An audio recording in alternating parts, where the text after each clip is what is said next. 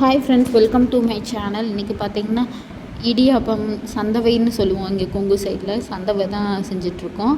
இதுக்கு பார்த்திங்கன்னா ஏற்கனவே மாவு வந்து நார்மல் அரிசி மாவு இல்லைனா புழுங்கல் அரிசி கூட ஊற வச்சுக்கலாம்.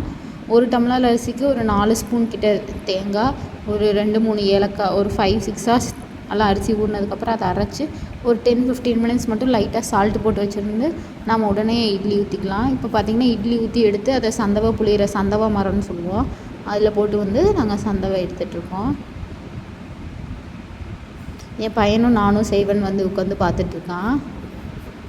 அப்புறம் சூடாக இருக்கும்போதே வந்து இந்த சந்தவையை நம்ம போட்டு செஞ்சிடணும். ஆறுச்சுன்னா பார்த்திங்கன்னா ரொம்ப கஷ்டமாக இருக்கும், ஹார்ட் ஆயிரும் இட்லி. ஸோ சுட சுட இருக்கும்போதே பார்த்திங்கன்னா நம்ம போட்டு சந்தவை புளியும் போது நல்லா இந்த மாதிரி நூடுல்ஸ் மாதிரி வரும்.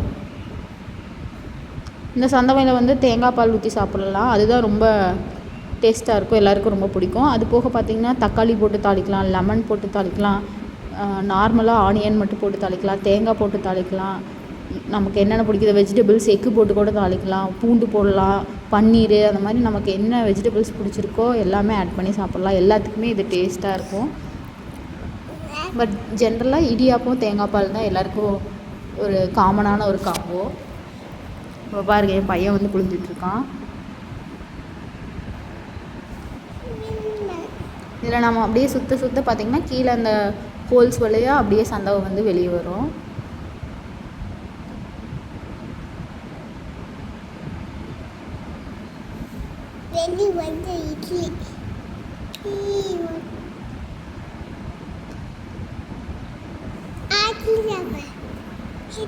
என் பையனுக்கு இந்த சந்தவை ரொம்ப பிடிக்கும். குட்டீஸ்க்கெல்லாம் இது செஞ்சு தாங்க, எல்லாருமே இது சாப்பிடலாம். இது ஸ்டீம்டு ஃபுட்டுங்கிறதுனால கேலோரிஸும் கம்மி, ரொம்ப ஹெல்த்தியும் கூட.